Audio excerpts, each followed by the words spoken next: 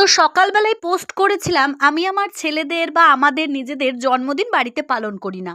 এই নিয়ে অনেকেই ভালো ভালো মন্তব্য করেছেন, তবে দু একটা মন্তব্য ছিল যেগুলোতে আমার মনে হয়েছে যে ব্যক্তিগত জিনিস একটু নিজেদের মতন করে করলে ক্ষতিই বা কি। তো চলো আজকে দেখা যাক কিভাবে কি করলাম।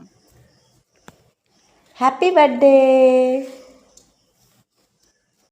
তো আমরা যারা ছাপোষা মধ্যবিত্ত মানুষ রয়েছি তাদের কাছে স্বপ্ন পূরণের থেকে সেই স্বপ্ন পূরণ করার ক্ষমতাটা অনেক বেশি গুরুত্বপূর্ণ।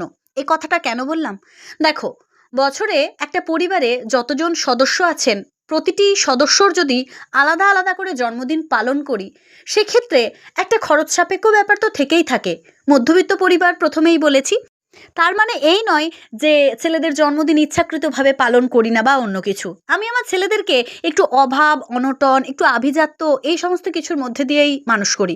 ওর বয়সী বন্ধু বান্ধবেরা যেখানে চাইলেই সব কিছু পেয়ে যায়, সেখানে ওর প্রতিটা জিনিস পেতে একটু দেরি হয়, একটু অপেক্ষা করতে হয়। আর আমার মনে হয় এই অপেক্ষাগুলো ওকে বাস্তব চেনাতে শিখাবে। এবং আমি অনেক ছোটবেলা থেকেই দেখেছি ঐশী কোনোদিন কোনো কিছুর জন্য আমাকে জোর করে বায়না করেনি যে আমাকে এটা আমাকে দিতেই হবে। বড়জোর আমি ওকে বলেছি যে এই জিনিসটা হোক, তারপর তোমায় এই জিনিসটা কিনে দেবো। তো আজকের দিনের যে জিনিসগুলো ওকে দেওয়া হয়েছে বার্থডে গিফট হিসেবে, সেটা তোমরা দেখতেই পাবে। তো এটার জন্য ওকে কিন্তু অনেকগুলো বছর অপেক্ষা করতে হয়েছে, যদিও এটা ভীষণ প্রয়োজনীয় জিনিস, কিন্তু আমার মনে হয়েছিল যে সঠিক সময়ে ওই জিনিসটা ক্যারি করতে পারবে না। তাই ও একটু ওর বয়স হোক, ক্যারি করার মতন সেই সময়টা আসুক, আমি নিশ্চয়ই দেবো। তারপরে ওর বয়সী বাচ্চারা এখন ছোট ছোট সাইকেল কিনেছে। ওর খুব ইচ্ছে করে যে একটা সাইকেল হলে আমারও ভালো হতো।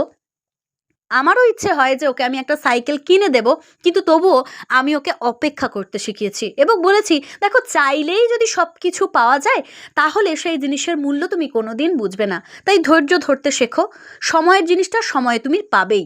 এবং প্রতিটা জিনিস যখন ও অপেক্ষা করে পায় এবং ধৈর্য ধরে পায়, তখন সেই জিনিসটা ওর কাছে অতিরিক্ত খুশি এনে দেয়।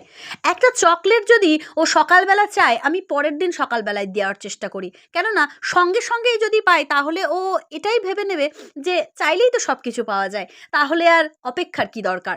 আর আমি এই কারণের জন্যই সমস্ত কিছু জিনিস ওকে একটু সময়ে সময়ে দিই, মানে একটু দেরিতে দেরিতে, যাতে করে ওই বাস্তবটাকে ভালোবাসতে শেখে এবং নিজের পরিস্থিতিটাকে বুঝে নিতে শেখে। তো জানি না ছেলেদেরকে সঠিকভাবে মানুষ করছি কিনা, তবে আমি আমার বাবা মায়ের কাছে এই অভাব অনটন পরিস্থিতি, এই বাস্তবতা, এই সমস্ত কিছুগুলো শিখেই বড় হয়েছি। টাকা আছে মানেই যে খরচ করে নষ্ট করে দিতে হবে এমনটা তো কোথাও লেখা নেই।